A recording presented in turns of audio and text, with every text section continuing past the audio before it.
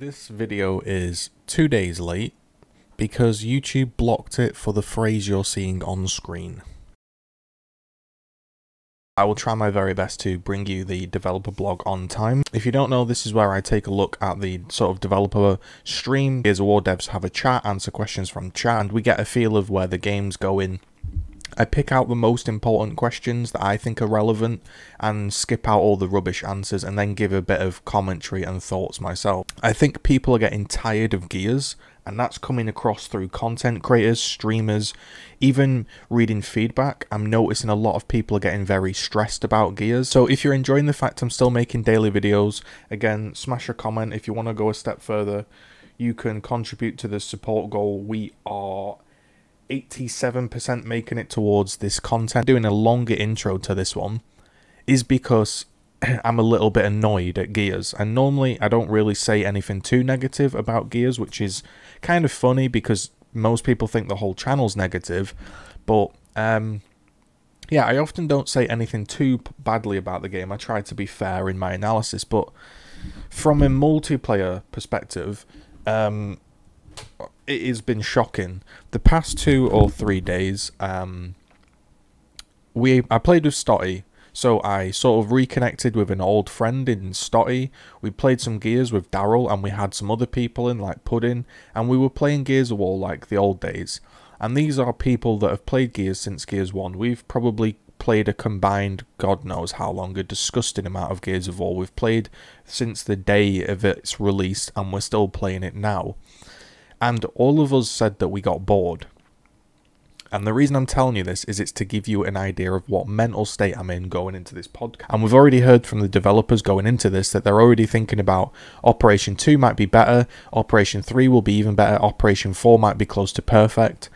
And for me and many others, the game has become very, very boring, and we haven't got time to wait for 2 years down the line for some maps. We haven't got time to sit around and hope that in 6 months to a year that the ranking system gets fixed. Amazing that Stotty, me, Daryl, and other people that are playing the game, and you watching at home, like hardcore Gears fans, can sit there and go, yeah, this is boring.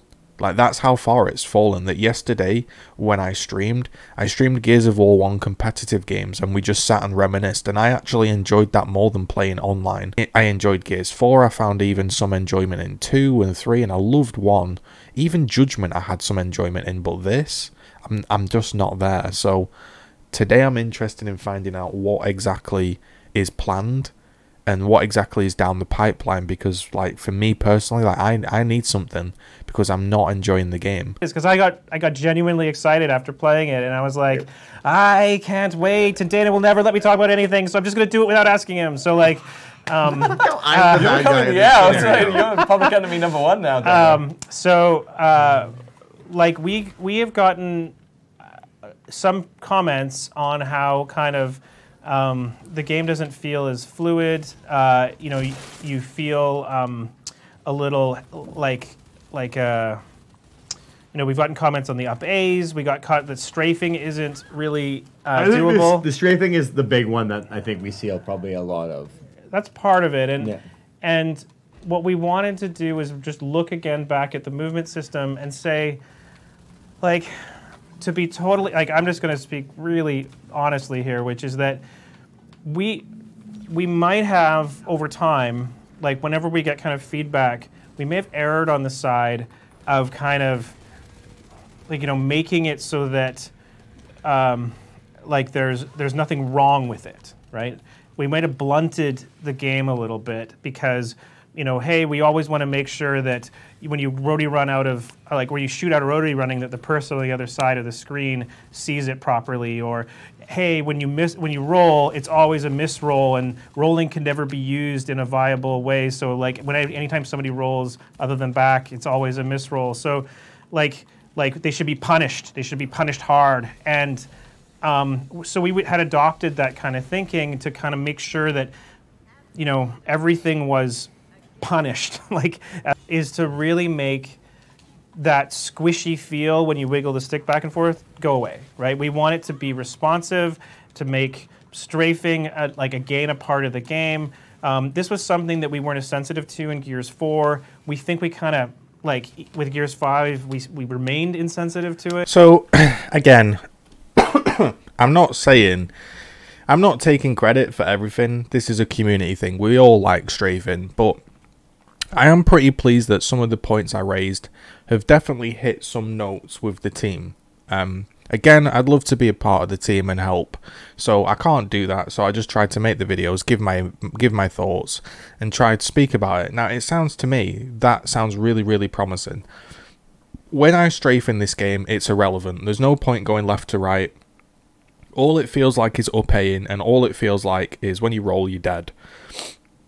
I don't think I've rolled in Gears of War 5, or 4 really, and thought to myself, yeah, I really did want to roll forward and shotgun that guy. Like, everything is punished, and this is why I like Ryan on the podcast, because Ryan seems to understand some things that are similar to my thinking. Is when, how do I word this? Let's think about this. There are some things on Gears of War 1 that fundamentally don't make any sense, and they look stupid. And it doesn't really work, and it probably shouldn't be in the game. But when you compile all the things together, it does work, and it makes a really fun, exciting game. And that's probably the experience he just had coming off that game, and that's why he tweeted it. He probably had a really fun experience and thought, wow, this feels really responsive, this is really, really good. This is why I keep playing Gears of War 1 PC. Download it if you haven't done. Because when I come off a game from Gears 1 PC, I actually just feel like, wow, that was really, really responsive. I really enjoyed playing that. I felt like I was doing things in the game and that I always had an opportunity. Whereas when I play Gears 5, I feel like I don't always have an opportunity. And like he said, they've tried to create nothing wrong with it. And that's a really important note. There is nothing wrong with Gears 5. Everything works. But because everything works and there's nothing wrong with it, it's a very soulless, not very nuanced gameplay, and it just feels a bit dull. And that's when we all get bored, because we're like, yeah, you run, you shoot some people, you take cover, you never get stuck on cover anymore, you can mantle kick better than, say, when it first released, there are some more moves. Nothing really feels too bad, but it doesn't feel good.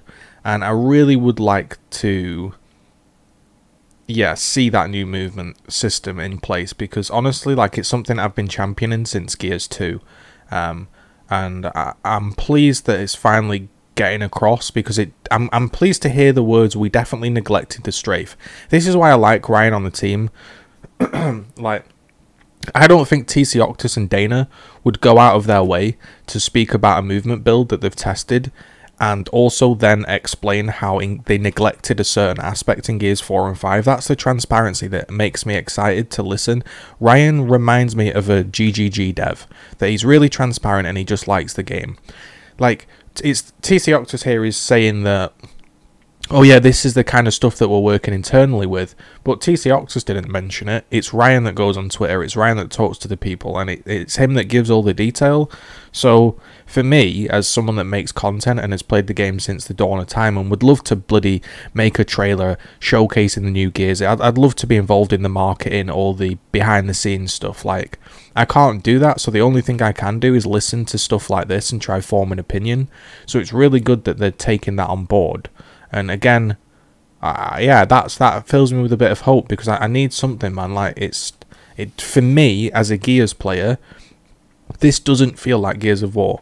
And I know people love Gears 5 and Gears 4 movement, but to me, I'm just speaking personally, it's not a Gears of War game right now. Any plans to adjust the Gnasher? I think everyone likes the Gnasher where it is. That's not a question. Okay, don't say everyone. Okay, because sorry, the general feedback is the vast majority of people like the Gnasher. We receive feedback that the Gnasher, like, people have. We receive feedback that there's a lot of people that think this is one of the best Gnashers in the series. Correct. Are there still, like, sort of server issues maybe where, like, you don't know why your shot didn't register? One of the things that I'm a little annoyed by is that our trade window is so small now Like, and some people were like, "Yay, no trades!" But then they're like, "Why didn't my shot register?" It's like, well, you were killed already. Like, and that's because the trade window is so small.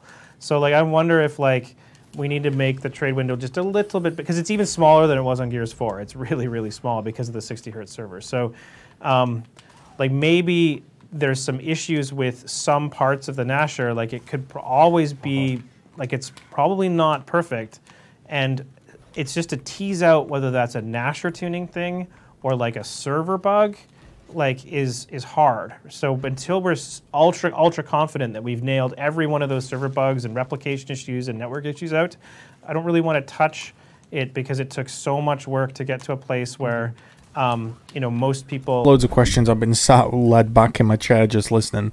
There's really nothing to be answered. It's all about waiting for Operation 2. There's a few tweaks about maybe the Gnasher is the best Gnasher in the game. Maybe some people dislike it still. Maybe some people don't. I would say I am in the minority, but I think the game will never be as fun. I'm just saying it on a personal level. The game will never be as fun as I want it to be, because the Gib range is too big, and I constantly feel like whenever I'm entering into a shotgun battle, it's just literally who can one-shot who, and that network issue is a problem, and that's exacerbated by the fact that everyone has to guess what this Gib range is. Is it this? Is it this? Is it this? Is it this?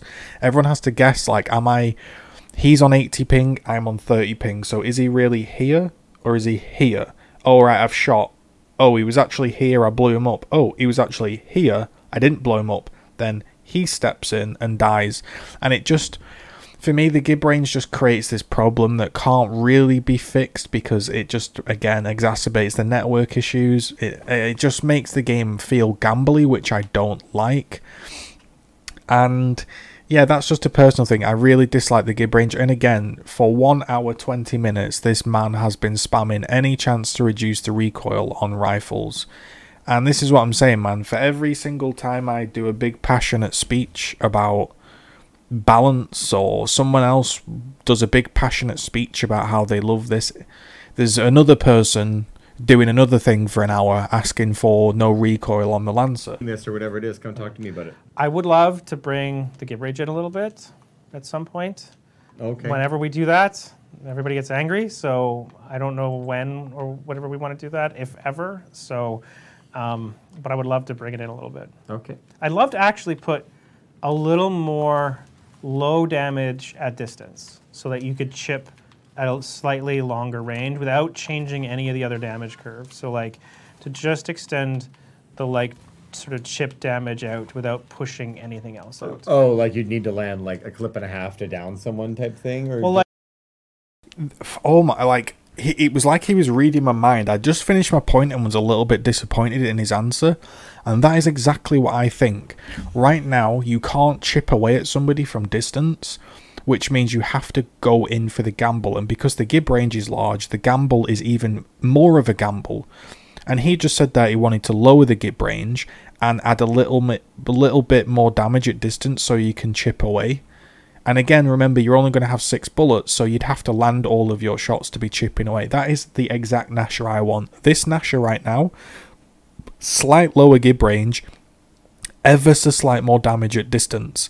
That also gives you the ability to combat a Lancer user, because you can start shooting a little bit more at distance rather than steaming for the one shot.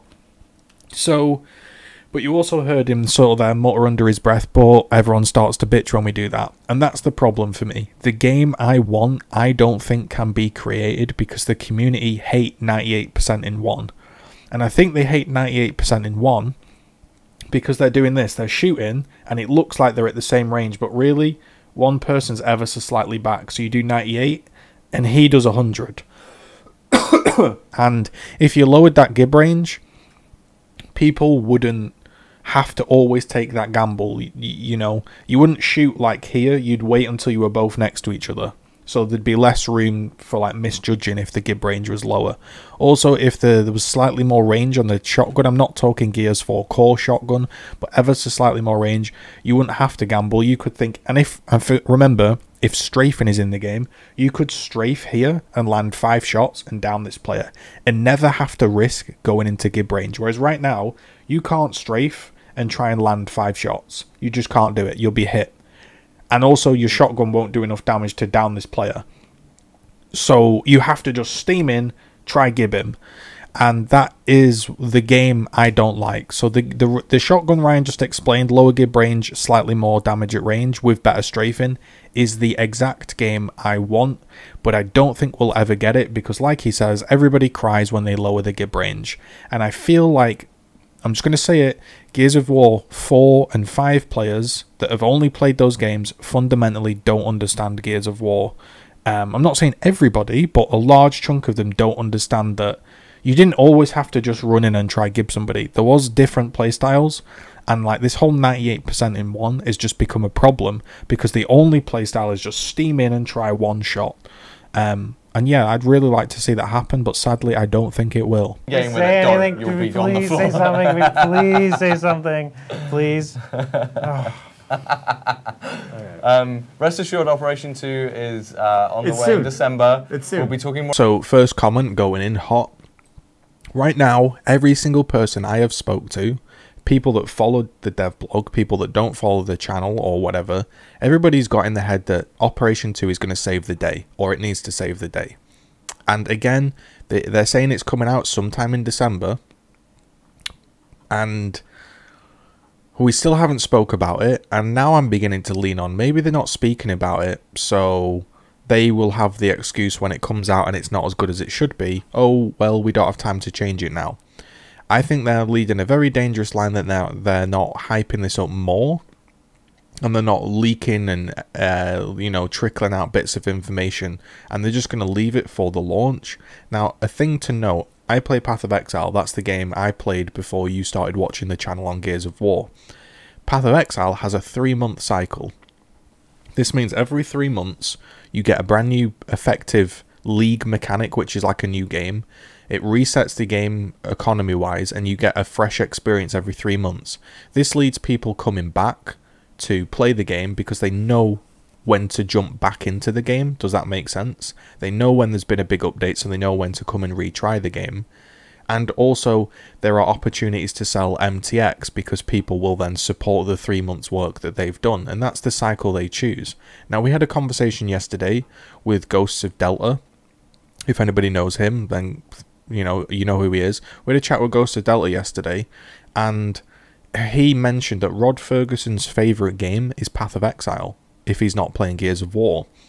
And that was really interesting because if you notice, Gears of War is also following this 3-month cycle, but what they're not really understanding is the 3-month cycle works in Path of Exile because it's a free-to-play game and it's an economy. So when the economy gets reset and there's a brand new update, people jump back in it and try it out for free, right? If they don't like that 3 months content they've produced, they haven't really lost anything because it's free.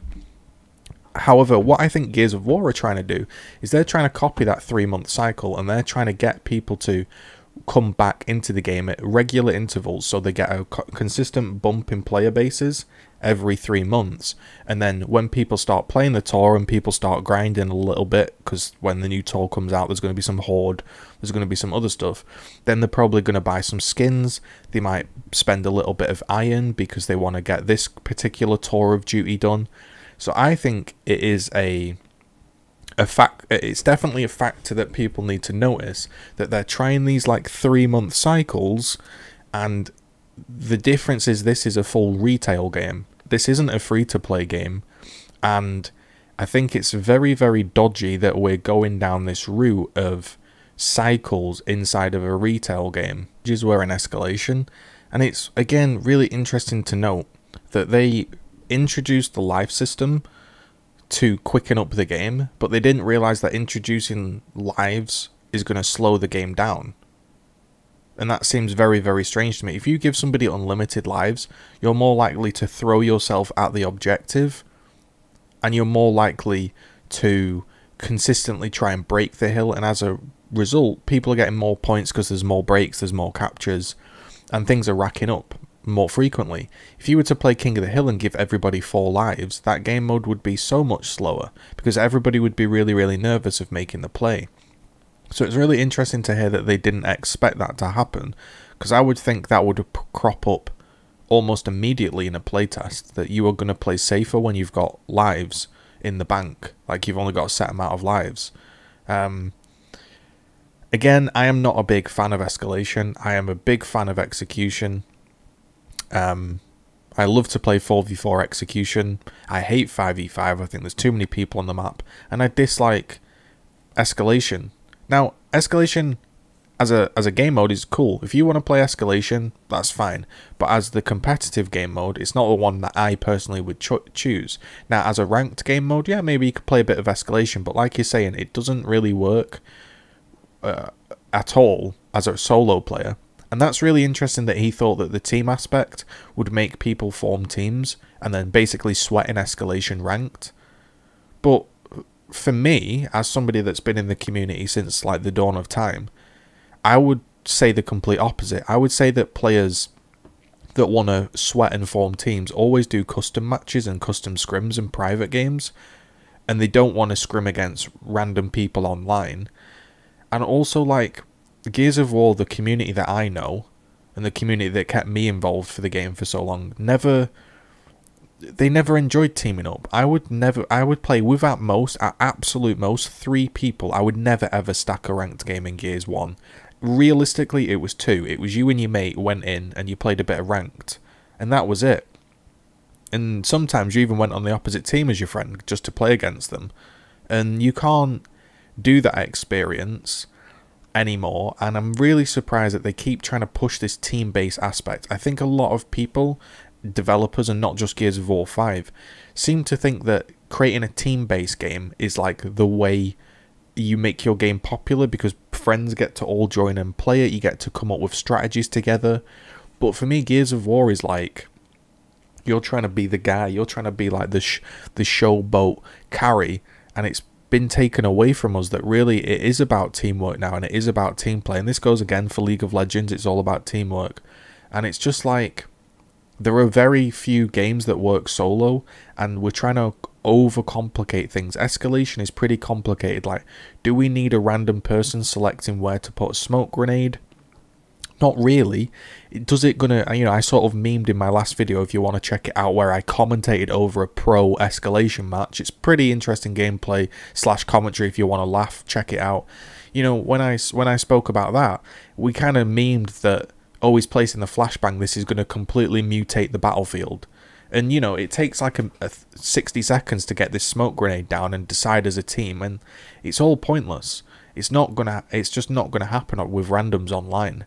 And they're trying to overcomplicate things. And what Gears of War was to me, it was like Counter-Strike, like Cliffy B said. It was based off Counter-Strike, that elimination, one-on-one sort of game mode-y style. And it was just like simplicity, really well refined. And I feel like now we're just trying to make things complicated for being complicated sake. I like the idea of like Halo territories, where there is a box that arrives in a random location on the map. It's not on a power weapon or anything like that. It's just a random location on the map, and you have to be inside it to collect points. This means that you can't just like cap the point and then run away from the point and set up. That you can actually, you have to stay inside of the ring to collect the points. There's loads of little things that I'd really like to talk about. And also, this is just a side point, because I actually had my mind changed. I had my mind changed on a couple things that was basically, I was saying that the ability to purchase skins is anti-consumer. That people should be able to grind and they shouldn't be forced to pay. Now, I recently watched a video by Total Biscuit, the late Total Biscuit, and he was talking about Overwatch, and he was saying that basically when Overwatch launched, there was this whole hoo-ha about, it's really, really bad that somebody has to grind, and every level they get a random loot box, and it might take them 50 loot boxes to get the skin they want, when somebody can go and pay it and just get the content outright. That was the argument, that it's not fair that the people have to sit and grind when some people can pay to skip. Sort of like the General Ram totem thing. And I've actually sort of changed my mind, and the reason I'm talking about this is I just saw this comment. All I want to do is buy the Retro Wave Gnasher, but it was only in the store once and it never came back. Is there any possibility we could see it in the future? So there is this notion that being able to purchase a skin or a character in game, that it's anti-consumer, it sucks. But that's not actually the case. And hear me out. The problem is when it's not available in both ways. Now, if it is available to grind like General RAM, and it is available, and I am changing my mind on this. I did speak about this recently, and I hated it, but I've changed my mind. I think the totem system is fine if the challenges are reasonable, because there are people that have more money than time, and there are people that have more time than money. What I mean by that is, if you work full time and you play, you know, as much as you can, but you just don't have as much free time, you are going to have more money than free time. And you might want to purchase this Gnasher Wave, this Retro Wave Gnasher. However, because you don't have the free time to sit and check the shop every single day and check every single daily deal, he has missed out on that opportunity. So that is anti-consumer. This is a person that wants to play the game and he wants to get the content that's in the game, and he's unable to get it even with paying. So if there was a system that let you view all of the skins and characters in game, and these are, I'm talking cosmetically, like cosmetically it's fair, if you could go to the shop like Amazon and browse down and look at all the skins that have been released and buy the ones that you wanted, or choose to grind for the ones you wanted, that is a system I am completely with. Now, previously what I did say was, it's very unfair to the person that's grinded, because they have, you know, they've put this time in and grinded and somebody's paid to skip it. Well, actually, I actually think that is anti-consumer, because there are people with more money than time, and they enjoy the game just as much as we do, and they want to support the game and they want to get the content. They just don't have the time to grind for all of these skins, and the ability to not purchase the content that you want is also anti-consumer. So Gears of War does like a whole host of things wrong. It first of all doesn't let you grind for skins, which is anti-consumer. It doesn't let you purchase all the skins that have been released, which is again anti-consumer. And it doesn't even help people that have got more money than time, because you can't get the content because you have to sign in and maybe do a totem system. So yeah, I've changed my mind on that. I was a big fan of like saying, well, I've grinded for General RAM and somebody's just paid to skip for it. This is completely obnoxious and completely not right. However, yeah, I've changed my mind. And I think if you think about it a little bit more logically, if I've grinded for General RAM, I can be happy in myself that I grinded for a cosmetic and I didn't have to pay for it. And I've got that, and I've always got that. And if anybody asks me, oh, you got General RAM, I say, yeah, I grinded for it. I didn't pay for it. Maybe they could give you a slightly different shade, or I don't know, whatever. But I'm happy grinding for General RAM. And if somebody wants to pay because they've got more money than time, and they've just come in from work and they wanted to play as General RAM, they love Gears of War, but they don't want to sit and grind for 10 hours to get him, then they can pay for him, and I'm okay with that. The problem is when you lock away content and you create this fear of missing out, and it gets people like this, where they just wanted to, you know, they like the skin. The skin doesn't affect me, right? I might not like the skin, I might think it doesn't fit in the universe, but it's in the game. This guy wants to buy it, and he can't, and it is anti-consumer. So yeah, I've changed my stance on this whole concept, but this is only for cosmetic items. Now, obviously, if this was giving you power and you could pay to skip, I'm not cool with that. But on a cosmetic level, I think it's anti-consumer to not let people be able to purchase the skin that they want or grind for the skin, because some people have more money than time, and some people have more time than money. And locking everything away and saying this is only here for a day forces people to check every day for these like deals or weekly deals. I know they've gone now. I think the daily deals have gone, but I just wanted to touch on that and re-clarify my position.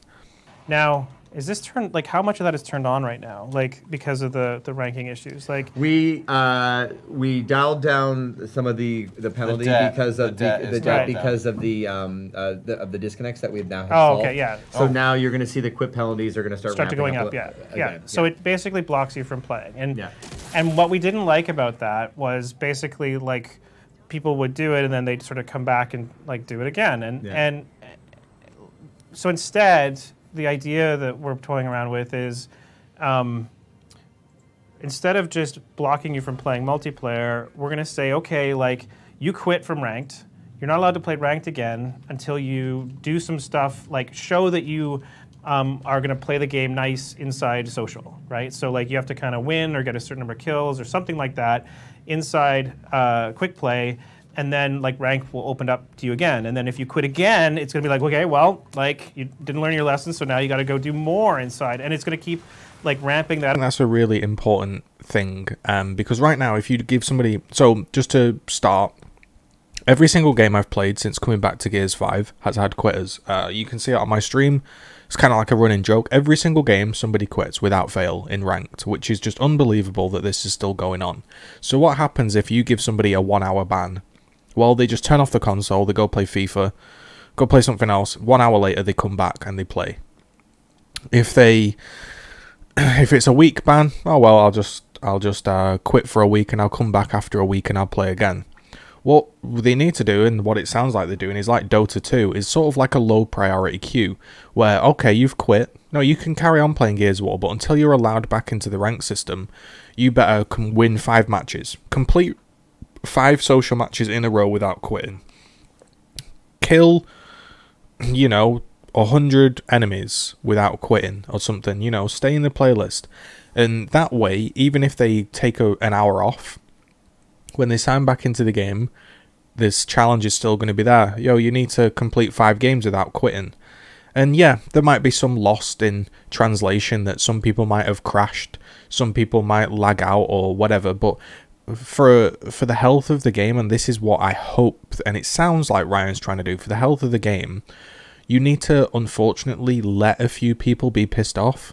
Yeah, sometimes if you crash out and you get a ban and it says you need to complete 5 social games, I know that's going to piss you off, but I'd rather have that system in place and it affect me 1 every 30 matches, 1 every 50 games, than have a game that's riddled with quitters, because it's literally right now one of the worst games I've played for quitters. They really need to punish the people that quit ranked, because it's just not fun.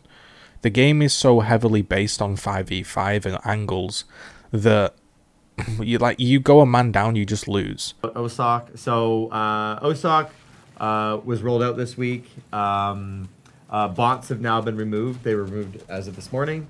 I hear everybody's feedback around the downs aspect of OSOK, and we tried both in Gears 4, and we had people that were fans of either side. We're hearing a lot of people giving feedback around how it should be 1 shot, 1 kill, not body shot down. Yeah, and we'll see which one is played more. So there you go. That is a prime example of what the philosophy is of the team previously to Ryan. I think Ryan's trying to make a bit of a change. It seems to be like previously some people really liked 1 shot, 1 kill, and the fact that it was headshots only with no bots. Some people liked the fact you could kill people that were down and execute them and there was bots. So they just didn't really do many changes because they didn't want to offend or make some people feel like unhappy. And it's sometimes like you need to make some people feel unhappy to make a healthier game.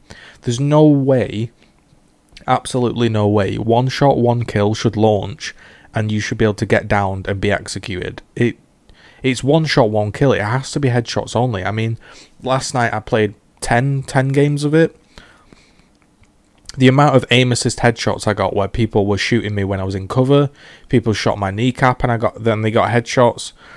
Like, there was just a whole host of mind-blowing aim assist in the game anyway. So that was pretty frustrating, but also getting down twice and then executed, I was just like, I'm done with that game mode. That's kind of what tipped me over the edge, and I'm like,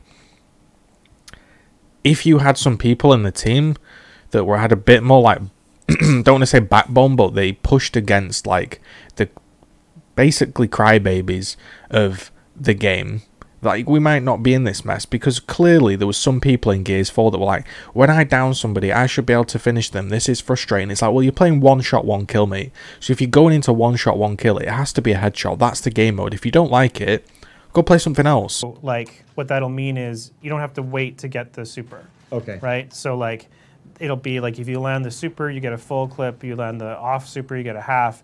And you can like, you won't have to wait for the cooldown on the Gnasher anymore. Oh, so when is that happening? I think TU3. Okay. I think. TU3?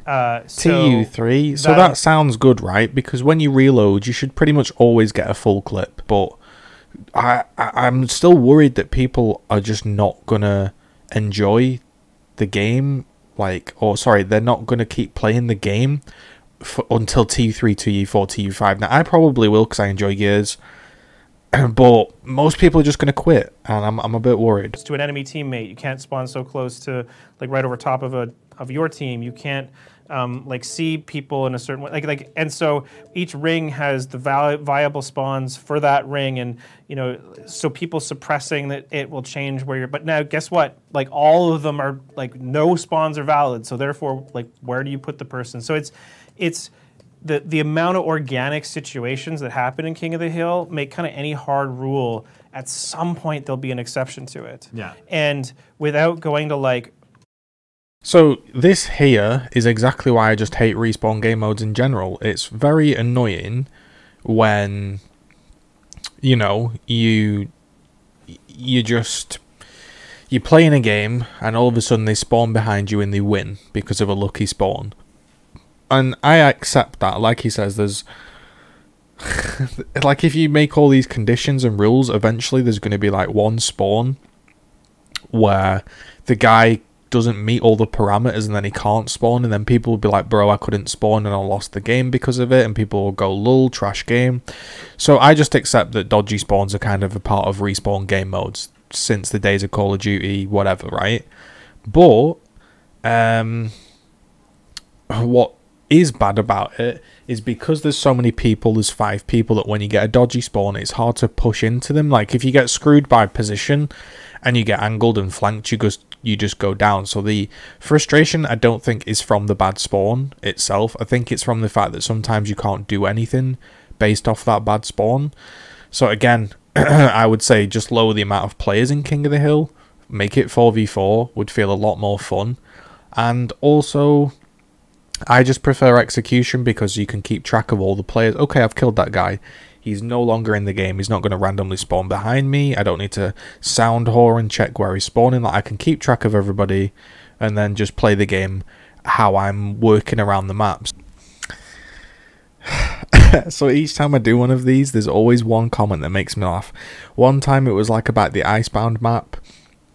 There was some other ones, and this comment is the one that's tickled me the most, because as I'm watching these and thinking of what to say and taking it all in, I am reading the chat to the right, and this guy just came in, James W, just came in and he said, "Hi guys, just wanted to say that your game is trash and thanks for ruining gears, goodbye."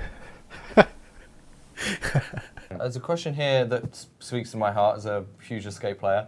Will there be more styles to Hives? Ice and Factory, so I mean, I guess there mean more mines art and sets? ventilation. Look, has done its time, let's do something more like lava or something. You'll have to wait and see. Completed that question there because I've recently started playing a little bit more Escape, and I have noticed that basically it's like everything's like a factory and everything is like a icy style map, and there's not much art in the game. It's like, I'm being a little bit unfair there, but you know what I mean. Thematically, most of the areas look the same, and it feels like they're building it with the tile maker that we're using. Obviously they're not, but you know what I mean. It feels like you're stuck to a very limited art style, and I feel like Gears of War, why it's a really good game, is the artists are really good at creating like environments and dark, gritty environments and all loads of cool stuff. It would be great to be able to escape, like, you know, that area in the campaign where it's got like all the locust like in the jars and stuff, and it's all like dark green. It'd be great to like run through some of these areas as you're escaping, and I think there's loads of cool areas in the game that could be used as escape material, and it seems like so far it's just factories in ice. So, you know, it would be nice to see a little bit of different environments for sure. Next level.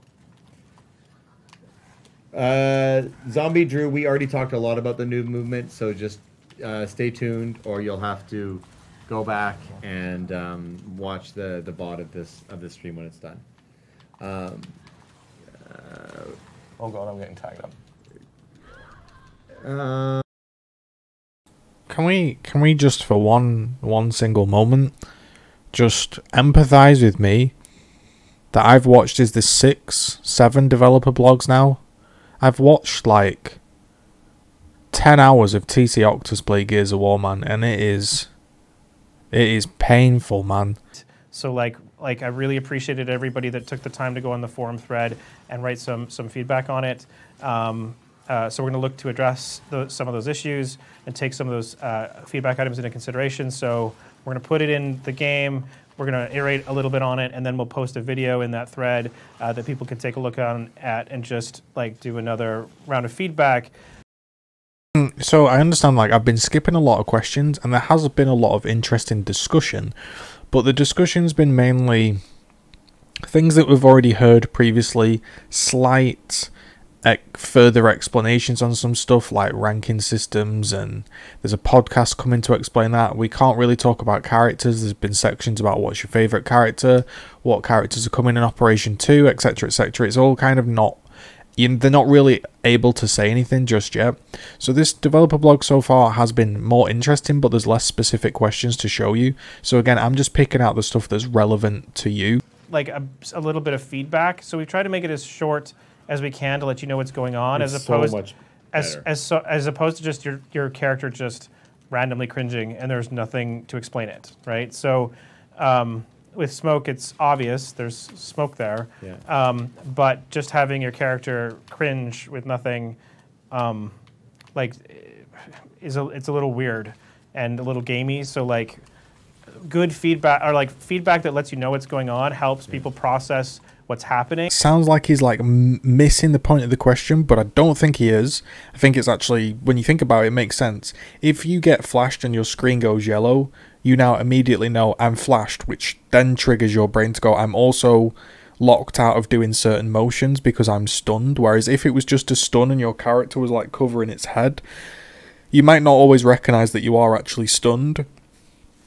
And the flash is kind of needed, but what I will say is I would say remove the stun and just add a flash, because right now, I don't know if you've ever played against people online. We played against a guy online yesterday, 3 times in a row we played against him, and every single shotgun push was a flashbang. He would never ever push you without throwing a flashbang first. Now, maybe half of the flash is missed, but you've still got to think about that flash, where it's landing. Do I need to get in cover? I need to reposition myself to dodge the flash. And it gets very, very tiring and tedious to be constantly worried about, is this guy going to flash me? You know, and I just genuinely don't like the flashes in the game. I think they're a poor crutch, and they're a crutch because the setups are so strong that you need something to be able to break that setup, and that happens to be a flashbang. Like scattered, and we think that maybe we should change that format to be like either a rotating previous past hives, or today it's this one, tomorrow it's this one. So we don't know exactly how we want to do it, but the past hives are really the problem spot. The weekly one is where most people are playing.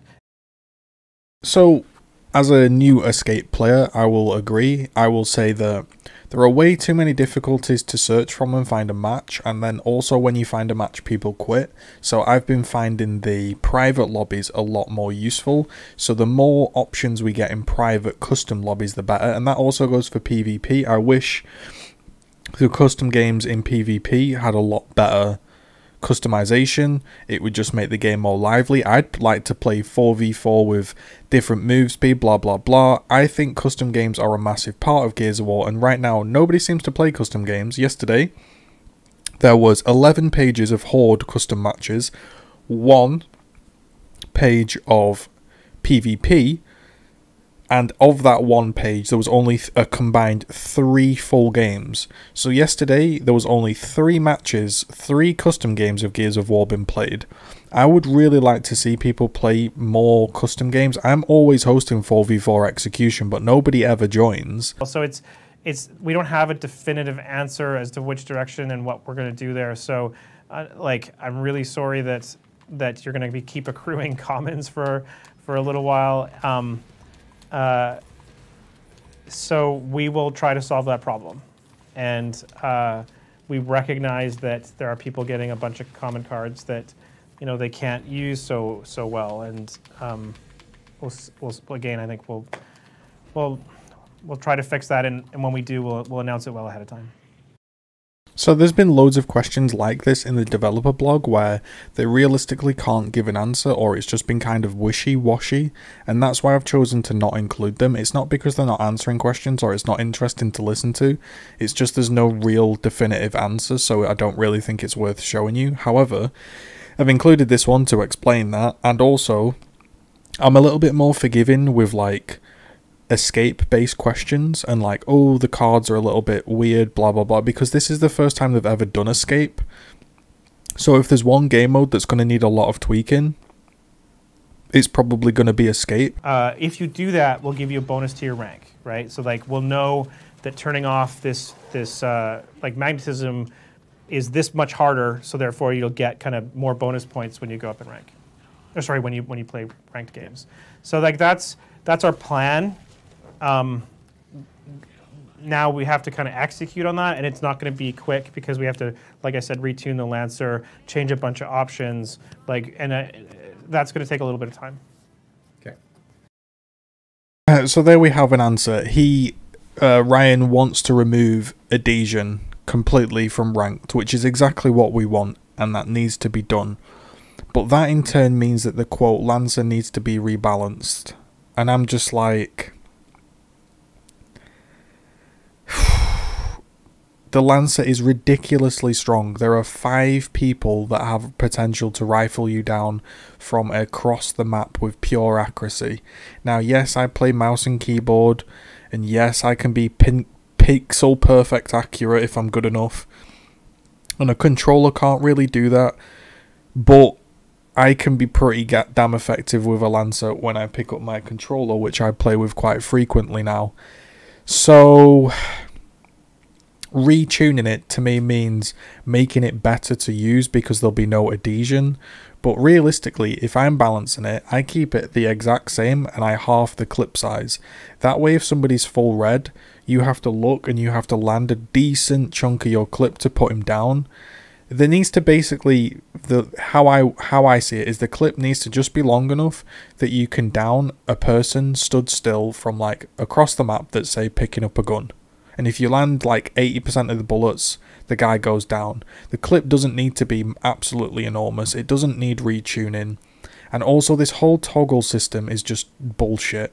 We all know it's not going to work. We all know you're going to get MVP, you're going to have turned off magnetism and you're still going to end up losing points, or you're turning off magnetism and the reward for potentially missing some shots means you lose the game. So it'll be like this. It'll be like, damn, I could have killed that last guy with a little bit of more magnetism, and as a result he killed me and he went on and he went and won the match 5-4, and now I've lost the rank match, and as a result I've lost skill. So yeah, I gained 10% bonus ranking because I turned off magnetism, but I actually lost 30% because we lost the match. I don't see any reason to have a toggle on aim assist in ranked. Okay, so there we have it. That is the dev blog. Honestly, kind of interesting to listen to, but not that many interesting things to discuss with you, and that's just been honest. I'm not going to pad the developer blog videos with content just for making them long for long's sake. I'll just include what I think was useful to you and move on. It was interesting to listen to. Ryan always makes the podcast way more interesting because he's just way more transparent than the other two. Maybe he has a little bit more license or a little bit more knowledge in the area, so he can be a bit more transparent, but with Ryan it always makes it way more interesting. As always, yeah, hopefully you're enjoying me covering these. If you are, you can head over to YouTube and you can smash a like on the video, smash a comment. If you're really bored and you haven't seen any of my older videos, this one is about Escalation and it's a commentary over a professional game. This was an analysis of the patch. This is a really interesting video I think you should watch. This is about microtransactions and other systems in other games and how they all link in and how it's all spiraled into what we're playing today. This is about the melee nerf and some maps. There's some positive things about GGZII. There's a montage. There's all kinds of stuff on the channel, so if you're enjoying it, do thumbs up. do comment. Recently the views have slightly dropped and the comments have slightly dropped, so if you're enjoying this work and you're pleased that the videos are still coming, then you know you want to support, you can support with a thumbs up. Also what you can do is, so you're always notified, I think there's a bell somewhere, you like ring a bell and it like tells you when I'm uploading all the time. So there we go. Thanks for watching. Hopefully that was somewhat useful to you. I will catch you in the next video.